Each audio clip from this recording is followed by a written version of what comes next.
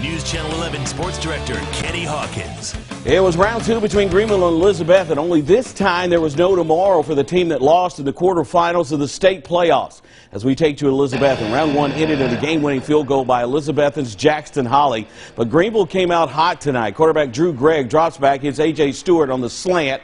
Stewart makes a couple of guys miss, gets into the end zone the opening drive. PAT was blocked. It was 6-0. Defense forces a punt.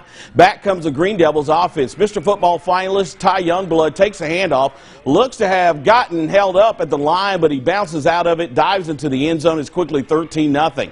But in the second quarter, the Cyclones would break through. Mr. Football semifinalist Bryson Rollins throws a fade to Parker Hughes. What a throw, what a catch. These two have been doing this all year. 13-7. Later in the quarter, Rollins rolls out again, scrambling, trying to find somebody, throws a deep bomb on the run, looking for Zach Hartley, and somehow he comes down with it. That's two phenomenal catches by the Betsy wide receivers. They took a 14-13 lead.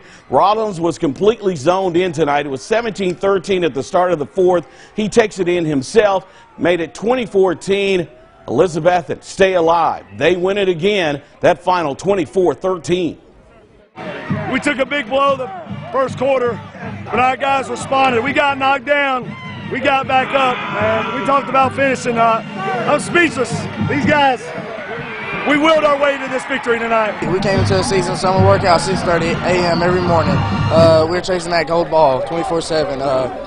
We're just so glad to be able to beat him twice. I know he's young and all, but hey, he deserves that Mr. Football award just because, you know, he's holding us down all year to come in, not even knowing at the first of the season who's going to play quarterback and end up like this, being 13-0. That's crazy. The winningest football programs in Tennessee met on the football field tonight when Dobbins hosted Maryville. While the Rebels have won 13 more games than the Indians, they also have won 16 state championships and advanced to the next semifinals every year since 1999. We'll head to Kingsport, where Dobbins was hosting the undefeated Maryville team, picking up this game in the second quarter. Rebels up 7-0. Cade Chambers calls his own number, scampers in to double the lead. The Indians finally break the goose egg with a 40-yard field goal from Jaden Anderson.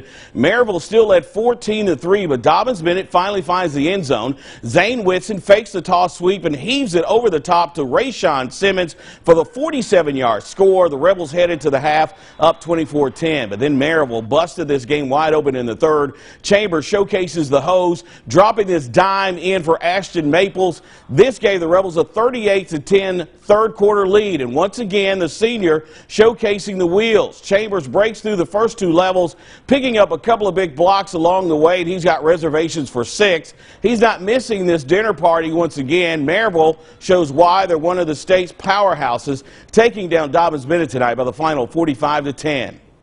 I thought our kids come out in the first half, played hard and made some plays, did some things that we needed to do to give ourselves a chance, but you just can't make mistakes against Maryville. They're such a good team, offensively, defensively, special teams. It's not the way that we wanted to end the season, but you know, there's only one team that really gets to finish the year with an ultimate win at the end. But you know, it hurts right now, but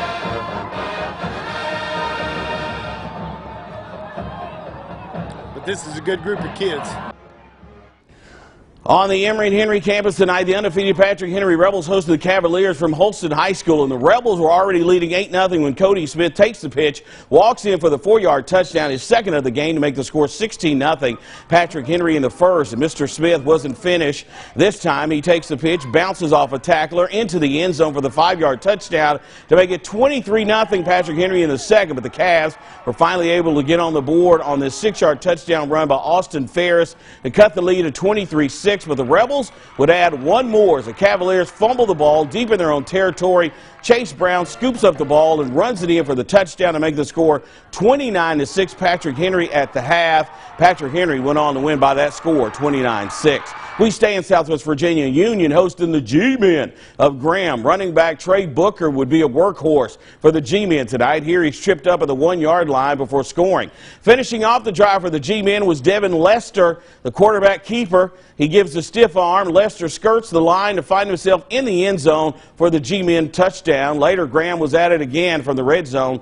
Lester fires it to Marquise Ray. He pushes between two defenders before striding into the end zone. This is all Graham Graham tonight. They went on to win by the final of 48-7. Two other scores to mention tonight. We have Wise Central beating Ridgeview by the final of 14-7, and also it was Narrows losing to George Wythe 56-28. We'll be back in a moment.